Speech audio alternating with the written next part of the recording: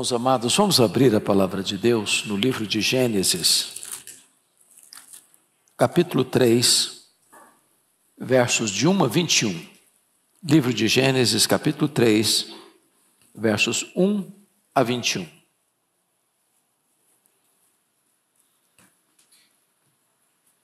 Esse texto diz assim: Mas a serpente, mais sagaz que todos os animais selváticos que o Senhor Deus tinha feito, disse à mulher: É assim que Deus disse, não comereis de toda árvore do jardim? E respondeu-lhe a mulher: Do fruto das árvores do jardim podemos comer, mas do fruto da árvore que está no meio do jardim, disse Deus: Dele não comereis, nem tocareis nele, para que não morrais. Então a serpente disse à mulher: É certo que não morrereis, porque Deus sabe que no dia em que dele comerdes, se vos abrirão os olhos, e como Deus sereis conhecedores do bem e do mal. Vendo a mulher que a árvore era boa para se comer, agradável aos olhos e árvore desejável para dar entendimento, tomou-lhe do fruto e comeu, e deu também ao marido, e ele comeu. Abriram-se então os olhos de ambos, e percebendo que estavam nus, coseram folhas de figueira e fizeram cintas para si. Quando ouviram a voz do Senhor Deus, que andava no jardim pela viração do dia, esconderam-se da presença do Senhor Deus, o homem e sua mulher, por entre as árvores do jardim. E chamou o Senhor Deus ao homem e lhe perguntou: Onde estás? Ele respondeu: Ouvi a tua voz no jardim, e porque estava nu, tive medo, e me escondi. Perguntou-lhe Deus: Quem te fez saber que estavas nu? Comeste da árvore de que te ordenei que não comesses? Então disse o homem: A mulher que me deste por esposa, ela me deu da árvore, e eu comi. Disse o Senhor Deus à mulher: Que é isso que fizeste? Respondeu a mulher: A serpente me enganou, e eu comi. Então o Senhor Deus disse à serpente: Visto que isso fizeste, maldita és entre todos os animais domésticos, e o és entre todos os animais selváticos. Rastejarás sobre o teu ventre, e comerás pó todos os dias da tua vida. Porém, inimizade entre ti e a mulher, entre a tua descendência e o seu descendente. Este te ferirá a cabeça, e tu lhe ferirás o calcanhar. E a mulher disse: Multiplicarei sobremodo os sofrimentos da tua gravidez. Em meio de dores darás à luz filhos. O teu desejo será para o teu marido, e ele te governará. E Adão disse: Visto que atendeste à voz de tua mulher, e comeste da árvore que eu te ordenara não comesses, maldita é a terra por tua causa. Em fadiga obterás dela o sustento durante os dias de tua vida.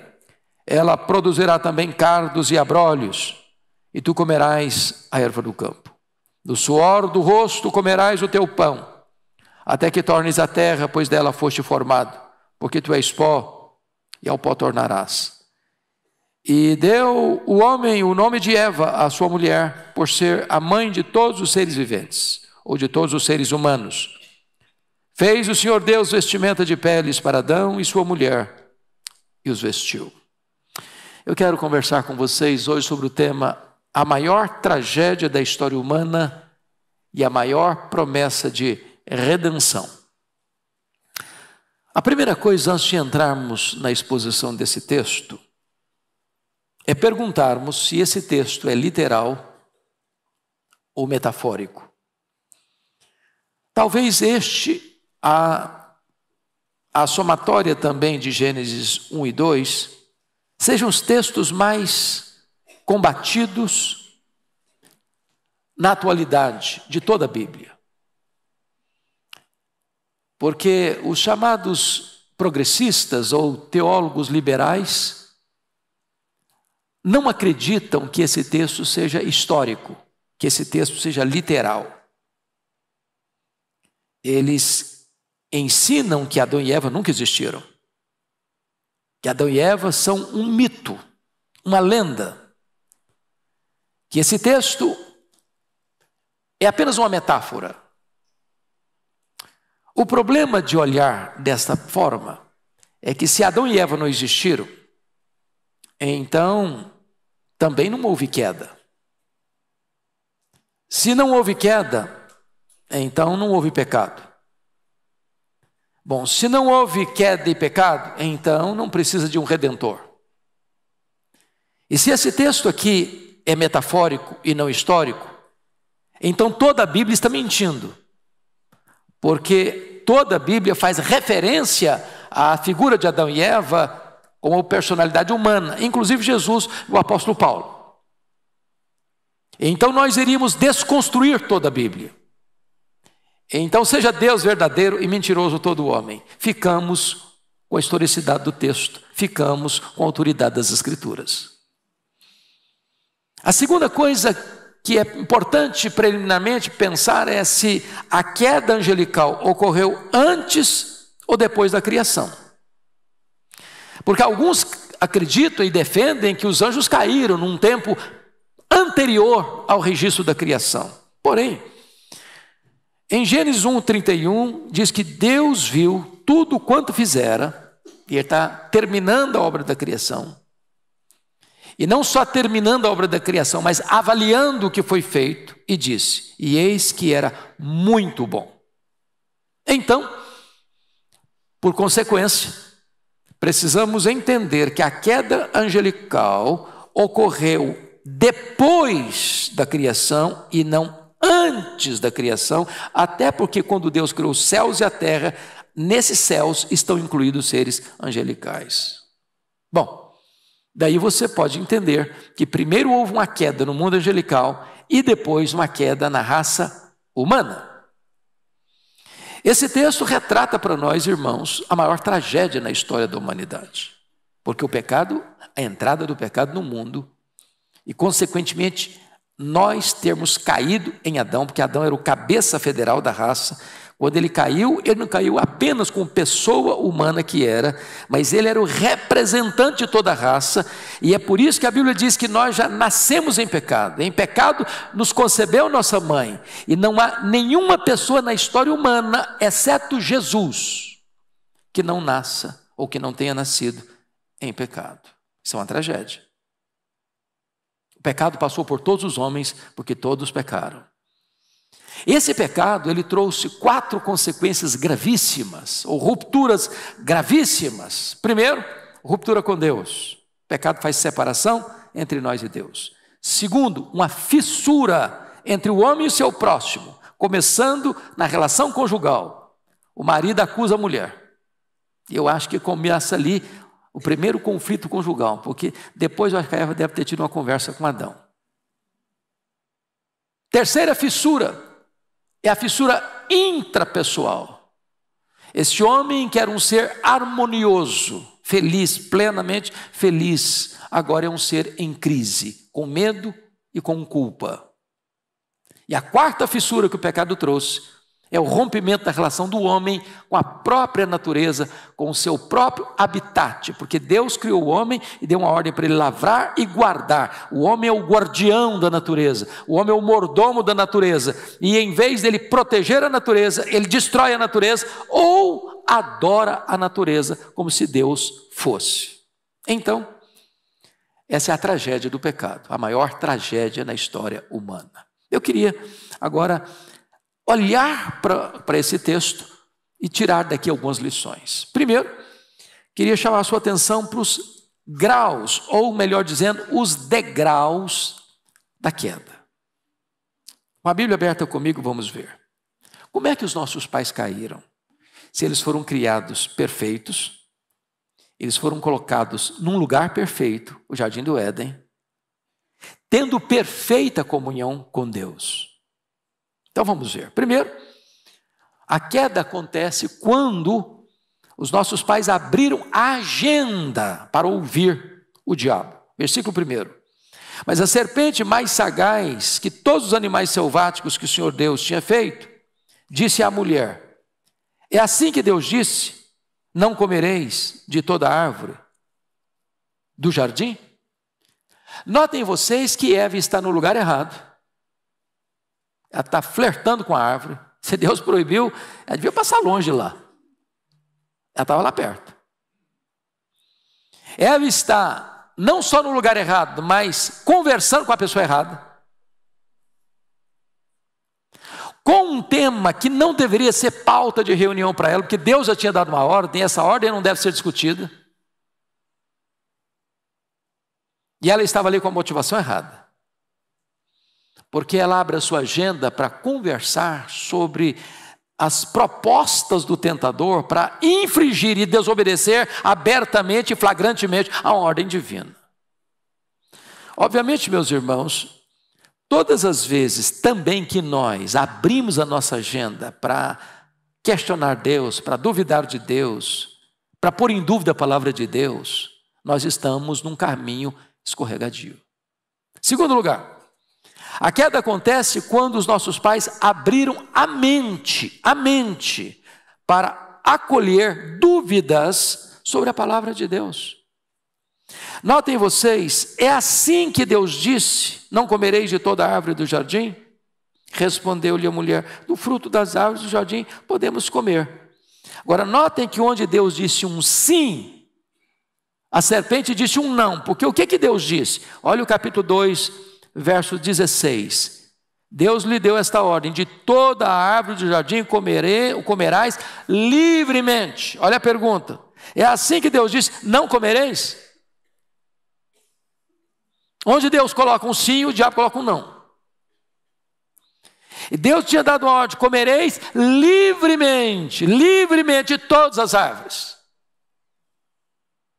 E ele coloca uma limitação terrível. Ponto importante aqui, meus irmãos. Sempre que ainda hoje alguém abre espaço na sua mente para escutar, para ler, para acolher propostas que ponham em dúvida ou em xeque a palavra de Deus, se está em caminho perigoso. Notinha de rodapé agora. Tem muita gente hoje na internet, tem muita gente hoje nas mídias sociais falando loucuras. De vez em quando, pastor Ivaldo me manda: você viu o que fulano falou? Você viu o que Beltrano disse? Você viu que loucura? Eu falei: gente, eu não vi, não quero ver. Eu não tenho tempo para ver essas coisas, não. Porque se você for dar guarida, ouvidos, atenção às loucuras que as pessoas estão ensinando hoje sobre a palavra de Deus, você vai daqui a pouco ficar fisgado por um negócio desse. De repente o diabo planta uma dúvida no seu coração. Então você tem tão pouco tempo, o tempo é tão precioso, e nós temos que remir o tempo. Então invista o seu tempo naquilo que vai trazer edificação para a sua vida, e não gaste tempo, e não perca tempo com os embaixadores da mentira, com os arautos da dúvida das Escrituras. Terceiro lugar, a queda aconteceu quando eles abriram a boca para torcer a palavra de Deus. Aí o versículo 2 e 3... você percebe que a Eva, quando abre a boca, ela abre a boca para distorcer a palavra de Deus. Respondeu-lhe a mulher: do fruto das árvores do jardim podemos comer. Tirou a palavra livremente. Mas do fruto da árvore que está no meio do jardim, disse Deus: dele não comereis. A ordem é: não comerás. E aí Deus coloca uma sentença. Qual é a sentença que Deus coloca? Porque no dia em que dela comeres, certamente morrerás. Olha como ela colocou: nem tocareis nele. Deus nunca falou isso. Nem tocareis nele é um acréscimo que Eva pôs. Não está no texto que Deus deu. E mais, ela aliviou a sentença para que não morrais. E a ordem era: certamente morrereis. Então o que acontece aqui? Ela abre a boca para torcer a palavra de Deus. Muito cuidado, porque palavra de Deus na boca do diabo não é palavra de Deus, é palavra do diabo. O diabo usa a Bíblia para tentar, por isso não é palavra de Deus. E a serpente percebeu que Eva estava insegura, porque ela começa a citar a Bíblia, tirando da Bíblia o que não está na Bíblia, acrescentando na Bíblia o que não está na Bíblia, e amaciando ordenanças de Deus que são mais incisivas e peremptórias. Muito cuidado, portanto. Quarto lugar, Eles caíram quando abriram os ouvidos para escutar a negação da palavra de Deus. 4 e 5, olha aí comigo. Então a serpente disse à mulher: é certo que não morrereis, porque Deus sabe que no dia em que dele comerdes, vos abrirão os olhos, e como Deus sereis conhecedores do bem e do mal. Aqui há uma negação absoluta do que Deus falara. Era para Eva sair correndo, parar a conversa ali. Onde Deus está sendo chamado de mentiroso, onde a palavra de Deus está sendo negada, agora não é com dúvida não, agora é com afirmação. Não, isso não é verdade. Deus está blefando, Deus está mentindo, não é isso. E mais, Deus foi cruel com vocês, Deus foi injusto com vocês, vocês merecem muito mais. Vocês estão nesse jardim michuruco, nesse jardinzinho de nada, quando vocês têm potencial para ser iguais a Deus. Cuidado, porque o inimigo quer colocar você contra Deus, e Deus tentando colocar Deus contra você, colocar você contra Deus, acha que você está sendo injusto. Deus está sendo injusto com você, que você merece mais. Toda vez que o ser humano pensa que merece mais, ele está em perigo. 5º lugar, a queda aconteceu quando os nossos pais abriram os olhos para ver o pecado como alguma coisa agradável. Olha o versículo 6 comigo. Vendo a mulher que a árvore era boa para se comer e agradava aos olhos, e a árvore desejável para dar entendimento, tomou-lhe do fruto, comeu e deu também ao seu marido, e ele comeu. Você percebe que abismo leva a outro abismo. O diabo não chegou para Eva e disse: Deus mentiu para você. Não, é assim que Deus disse. Na medida em que se cede e que vai se cedendo e vai se cedendo, ele vai entrando e vai entrando e vai entrando. Agora, a mulher já viu o pecado como alguma coisa espetacular, prazeroso, vantajoso, que vai dar a ela um nível de vida que ela não tem, vai colocá-la na prateleira de cima. Ela vai ser igual a Deus.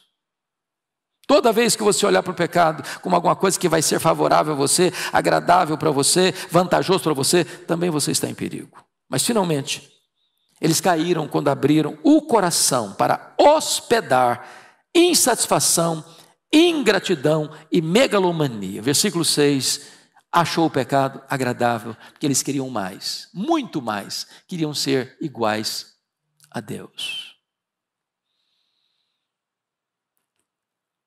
Meus irmãos, a insatisfação é a porta de entrada para as grandes tragédias da vida. Adão e Eva, o filho pródigo, você não está feliz com a casa que tem, com o emprego que tem, com a família que tem, com o cônjuge que tem, com a igreja que tem, com o país que tem. De repente tudo para você já parece não fazer sentido, porque você acha que você merece mais. Foi aí o caminho escorregadio para os nossos primeiros pais. Vamos ver agora quais são os sintomas dessa queda. E o primeiro sintoma está no versículo 7, que é o drama da culpa. Abriram-se então os olhos de ambos e, percebendo que estavam nus, coseram folhas de figueira e fizeram cintas para si. A ficha caiu, os olhos se abriram, mas não é para ver o mundo colorido da divindade que eles aspiravam, mas o mundo das trevas que invadiu a vida deles, da vergonha que invadiu a vida deles, da culpa que invadiu a vida deles, e eles estão agora completamente expostos, desnudos, envergonhados, tomados de uma culpa avassaladora, vergonha. E eles se tornam risíveis. E a cena é hilária, porque vejam vocês que eles começaram a pegar folhas para se vestirem. Roupas sumárias, é bem verdade. O pecado gera vergonha. O pecado gera culpa. E culpa, meus irmãos, é um assunto tão terrível que não tem remédio na farmácia que cura a culpa. Não tem terapia psicológica que cura a culpa. Não tem divã de psicanalista que cura a culpa. Não tem tratamento psiquiátrico que cura a culpa. A culpa é um verdugo. A culpa é um chicote impiedoso. A culpa bota você num pelourinho e atormenta você de dia e de noite. É isso que eles estão sentindo. Mas mais do que isso, em segundo lugar, eles sentem medo. Olha o verso 8. Quando ouviram a voz do Senhor Deus que andava no jardim pela viração do dia, esconderam-se da presença do Senhor Deus, o homem e sua mulher, por entre as árvores do jardim. Olha que coisa terrível que é o pecado. Não tem nada mais deleitoso para nós do que comunhão com Deus. É na presença de Deus que tem plenitude de alegria e é na sua destra que tem delícias perpetuamente. Mas quando você peca, o que você sente? Vergonha, tristeza, pesar. Eu sei que isso pode ter acontecido só comigo, você nunca aconteceu. Mas você já chegou numa situação que você está com vergonha de falar com Deus? Meu Senhor, mas eu pisei na bola. E você fica constrangido. E foi isso que sentiram. A presença de Deus os deixa constrangidos. Os deixa completamente devastados por um sentimento horrível. Agora a presença de Deus não traz alegria mais. Agora a presença de Deus traz pesar para eles. É culpa para eles, é desespero para eles. Eles tentam se esconder da presença de Deus. E eles são tão tolos que eles tentam esconder Deus atrás de uma árvore. Isso parece pique-esconde de criança. Você fica atrás de uma árvore e achando que você se escondeu, de verdade. Do Todo-Poderoso Deus. Do Deus que tudo conhece, a todos sonda. Pois bem, vamos ver em terceiro lugar, quais foram os mecanismos de fuga produzidos pela queda. Primeiro mecanismo de fuga, confira comigo aí, versos 9 e 10. É o que nós chamamos na psicologia de racionalização. Você pode ler comigo, por favor, os versos 9 e 10, vamos juntos? E chamou o Senhor Deus ao homem e lhe perguntou: onde estás?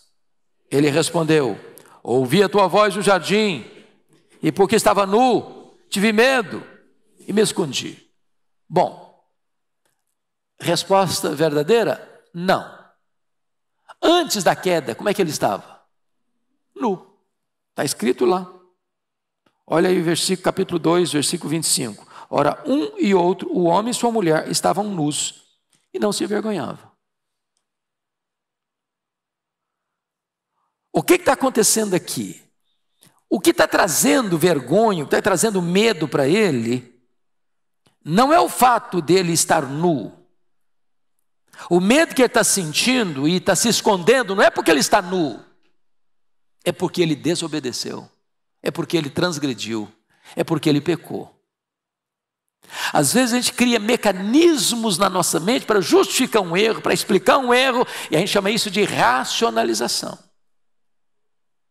Mas o segundo mecanismo, nós chamamos também em psicologia de transferência. Olha os versos 11 e 12. Leia comigo, por favor. Perguntou-lhe Deus: quem te fez saber que estavas nu? Comeste da árvore que te ordenei que não comesses? Então disse o homem: a mulher que me deste por esposa, ela me deu da árvore e eu comi. Então ele está dizendo: Senhor, esse negócio não é comigo, o Senhor abordou a pessoa errada. Não vem para cima de mim não, porque o problema é essa mulher. Se eu não tivesse essa mulher na minha vida, eu estava muito bem agora. Mas percebam vocês que a acusação não é só a mulher. Ele não só transfere a culpa para a mulher. Em última instância ele está culpando Deus. É a mulher que tu me deste. Essa problemática toda começou contigo, Deus. Porque eu não pedi mulher para o Senhor não, o Senhor que arranjou mulher para mim. Então se o Senhor não tivesse me arrumado essa mulher, eu não estaria nessa encrenca. Vejam vocês que ele está se eximindo de culpa. E note que Deus não vai atrás de Eva, Deus vai atrás do Adão. Onde estás? Ele era o cabeça federal da raça, ele era o responsável. E a Bíblia diz que Eva foi enganada, ele não, ele comeu conscientemente, deliberadamente. E nós não caímos em Eva, nós caímos em Adão. Transferência. Tirar o corpo fora. Passar para o outro. Aliás, é muito curioso isso. Quem é pai aqui de mais de um filho, de dois ou mais filhos? Levanta a mão. Quem é pai e mãe? Mais de dois. Ok. Vocês já viram na infância os dois brincando? Aí é pronto uma arte lá. Aí você vai apurar os fatos. Via de regra, como é que acontece lá? Ah, foi ele. Não foi ela. Você percebeu isso? Não precisa ensinar isso não. Isso é inato. É inato no ser humano. É culpar o outro que é responsável. Eu não sou não. Aí vem um terceiro aspecto do mecanismo que a psicologia chama também de projeção. Olha o versículo 13. Vamos lá juntos? Disse o Senhor Deus à mulher: que é isso que fizeste? Respondeu a mulher: a serpente me enganou e eu comi. Em outras palavras, nem eu nem meu marido somos culpados. Culpado é a serpente. Esse é um mecanismo terrível, porque sabe por quê? A não ser que você admita a culpa, a não ser que você reconheça o pecado, não há saída, não há solução. É por isso que a Bíblia menciona que o Evangelho consiste em pregar as más novas e as boas novas. E as más novas é mostrar que você é pecador. E as boas novas é dizer para você, se você se arrepender, você tem salvação. Então, vamos ver agora as consequências da queda. Quais são as consequências da queda? Primeira consequência, conflito conjugal. Versículo 12, a mulher que tu me deste. Começa aqui o grande problema da crise conjugal. Marido acusando a esposa, acusando a esposa transferindo a culpa para outra, e a crise se instala dentro do casamento. Segunda consequência, o conflito ou a guerra espiritual, versículos 14 e 15. Deus amaldiçoa a serpente e vai dizer que vai existir uma guerra permanente, porém inimizade entre ti e a mulher, entre a tua descendência, a descendência da serpente, e o seu descendente, o descendente da mulher. E o descendente da mulher que vai esmagar a cabeça da serpente é Jesus. É Jesus. Você tem duas sementes, a semente da serpente e a semente daqueles que são salvos, remidos pelo sangue do Calvário, que vai Jesus esmagar a cabeça da serpente. Essa guerra nunca deixou de existir e vai existir até o último dia da história humana. Terceiro, sofrimento da mulher. Versículo 16, leia comigo 16, vamos juntos? E a mulher disse: multiplicarei sobremodo os sofrimentos da tua gravidez, em meio de dores darás à luz filhos, o teu desejo será para o teu marido e ele te governará. Deus é muito bom com o homem, porque se o homem ficasse grávido e desse à luz, ele morreria no parto, de dor. Certamente o parto não teria sido doloroso antes se não houvesse queda. Agora ele é doloroso. E eu fiquei traumatizado certa feita, porque certa feita eu fui levar um irmão no outro país, a esposa estava grávida e só eu tinha carro na hora, e lá na realidade a gente ficava, não é num quarto diferente, uma cortina separada, e foram 3, 4 horas para a mulher dar à luz, e eu fiquei desesperado por ela. Não preciso nem entrar em detalhes para saber o que é o trauma de uma pessoa, de uma mulher dar à luz. E Deus está dizendo: multiplicarei o quê? Sobremodo. Agora notem vocês que o teu desejo será para teu marido. Compare com 4:7, porque a palavra hebraica é a mesma. Se procederes bem, estou falando para Caim, não é certo que serás aceito, se todavia procederes mal, eis que o pecado de aporta, o seu desejo será contra ti. A palavra contra e para aqui no hebraico é a mesma. Tem hora que o desejo da mulher não é só para o marido, não, é contra o marido também. Bom, quem é casado não precisa também de muita explicação, nem de legenda, né? Nem de desenhar. Porque às vezes o casal está o quê? Em tensão, em rota de colisão, isso é consequência do pecado. Mas vamos ver o homem, a fadiga do homem. O que é curioso, 17 a 19, é que Deus não amaldiçoa o homem. Deus amaldiçoa a terra. E ao amaldiçoar a terra, Deus disse: visto que atendeste a voz de tua mulher, nesse momento o homem não foi líder, neste momento o homem não foi cabeça. Neste momento cabia a Adão exortar sua mulher. E ele não exortou, e ele não a corrigiu, e ele não a liderou, e ele não a impediu de cair numa enrascada. Ele foi liderado por ela, ele foi comandado por ela, no lado errado, na coisa errada. E Deus está aqui dizendo isso claramente para ele: visto que atendeste a voz de tua mulher e comeste da árvore que eu te ordenara não comesse, maldita é a terra por tua causa. E agora o trabalho que era deleitoso vai ser com fadigas. E agora ele vai tirar o sustento da vida dele com suor no rosto. E agora a terra, que era um campo fértil, bertoso para a produção de tudo aquilo que era bom, vai produzir também cardos, abrolhos. Isso é tão curioso para quem vive no campo, quem labora na região rural. Você planta milho, arroz, feijão, soja, etc, etc, etc. Você tem que plantar, você tem que preparar o terreno, você tem que afofar o terreno, você tem que adubar o terreno, você tem que cuidar do terreno. Mas a erva daninha você não precisa plantar, e ela nasce com vigor, ela nasce entusiasmada. E se você deixar, ela pega tudo, abrange tudo, sufoca tudo. A terra produz. Não precisa ser plantado. Consequência de quê? Pecado. Mas vem mais. Capítulo 3, versículo 19, a parte B. Porque tu és pó, e ao pó tornarás. Vem a questão da morte. Há uma frase em latim que diz: et pulvis est, et pulvis reverteris. Tu és pó, e ao pó tornarás. É uma sentença de Deus. A morte é o salário do pecado. Pense na morte, com a sua dor, com o seu sofrimento, com o luto, com a saudade, com a despedida, com os cortejos fúnebres, com os sepultamentos. Quantas lágrimas, quantas dores, quantos gemidos, quantas despedidas amargas. Tudo isso, fruto do pecado. Pois bem, e eu quero concluir com o quinto ponto, porque a pergunta é: diante dessa grande tragédia, tem saída? Tem solução?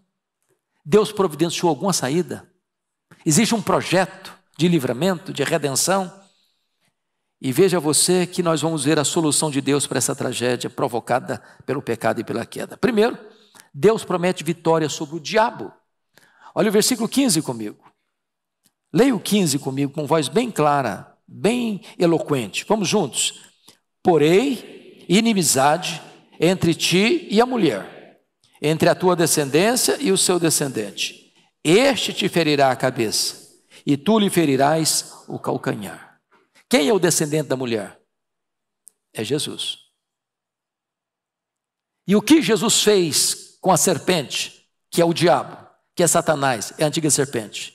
Diz a Bíblia que quando Jesus vai para a cruz, ele expôs os principados e potestades ao desprezo, à derrota, ao fracasso.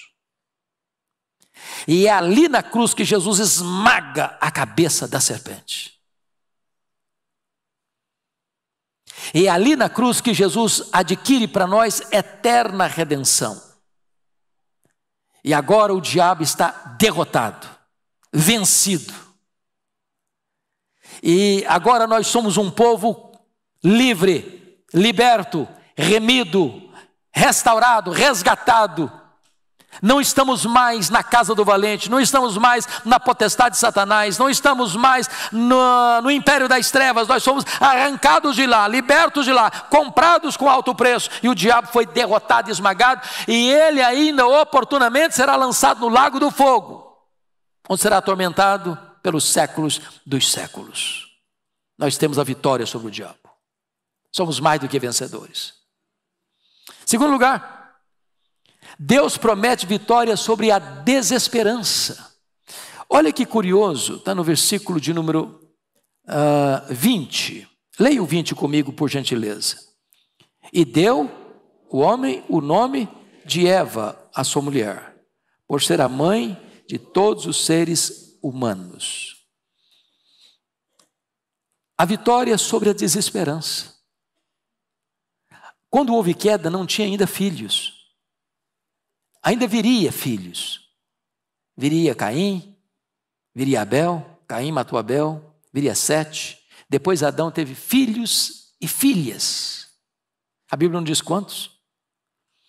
E tem muita gente fazendo escárnio da Bíblia, dizendo, está vendo aí, a Bíblia é um livro de contos de fadas mesmo, porque o Caim matou Abel, agora só tem Abel, e diz lá, agora só tem Caim, porque o Abel morreu, e o Caim mudou para uma cidade, lá já tinha uma cidade, e casou por lá. Está vendo, a Bíblia não merece confiança.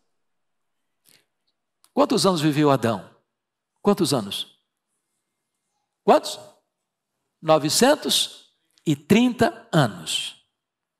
Teve quantos? Filhos e filhas. Se você pegar um casal e pensar em 300 anos, e eles tendo filhos, e filhos, e filhos, e filhos, e filhos, que vão casando as suas descendências, dentro de 300 anos você tem uma cidade, muito mais do que uma cidade. Não tem nenhum problema com as Escrituras. Tem problema com as mentes doentias, que tentam destruir as Escrituras. Eva seria mãe, diz o texto, de todos os seres humanos. E eu não sou cientista, mas pegue um cientista criacionista que tem respeito e conhecimento das Escrituras, e ele vai explicar para você como é que Eva de fato é a mãe de todos os seres viventes. Então tem esperança, porque é desta mulher que caiu, é desta mulher que tropeçou, é desta mulher que junto com o seu marido mergulharam a raça humana numa tragédia, que Deus está dizendo, apesar de você, eu ainda vou fazer de você a mãe de todos os seres viventes, e daí virá o Messias, e daí virá a redenção, e daí virá o diabo sendo esmagado por ele, e a vitória do povo de Deus. Mas finalmente, Deus promete também vitória sobre o pecado. Olha comigo o verso 21, vamos ver? Vamos ler comigo, 21. Fez o Senhor Deus vestimenta de peles para Adão e sua mulher e os vestiu. Aqui Deus não é apenas um grande entendedor de moda, que vai criar um estilo de vestimenta. A ideia não é essa, de apenas trocar uma folha por uma pele. Não, o ponto aqui não é esse. O ponto aqui é que Deus, lá no Éden, já revela que a redenção precisava passar por derramamento de sangue. Era preciso que um animal inocente morresse, seu sangue fosse derramado, para que aquele casal pudesse ser vestido. E esse emblema de tirar uma roupa apenas de folha e trocar essa roupa por uma roupa de pele, para que tenha a pele você tem que matar um animal, você tem que derramar o sangue desse animal, e com essa pele Adão e Eva serem cobertos, serem vestidos. Isso aponta para Cristo, porque nós somos vestidos pela justiça de Cristo, mas para que nós fôssemos os vestidos da justiça de Cristo, foi preciso que Cristo vertesse o seu sangue na cruz do Calvário. E a Bíblia diz, sem derramamento de sangue não há remissão de pecados. A tragédia aconteceu, mas Deus trouxe solução para a maior tragédia da raça humana. Deus trouxe vitória sobre o diabo, Deus trouxe esperança de futuro, e Deus trouxe vitória sobre o pecado. Hoje nós estamos vestidos não de peles de animais, hoje nós estamos vestidos com as roupas alvas e brancas da justiça de Cristo. Quando Deus olha para você e para mim, Deus não vê mais o nosso pecado, Deus vê a justiça de Cristo nos cobrindo. Como aqueles que olharam para o tabernáculo, que era de madeira de acácia, todo revestido de ouro, não via mais a madeira de acácia, via ouro puro, porque estava tragado a madeira pelo ouro. Deus olhando para você e para mim hoje, não vê mais a sinuosidade e a tortuosidade do nosso pecado. Deus vê a justiça de Cristo plena e perfeita, completa, cabal e eterna, nos cobrindo da cabeça aos pés. Estamos vestidos, cobertos pelo sangue o sangue do Cordeiro. Louvado seja Deus por tão grande redenção. Vamos ficar em pé e vamos orar.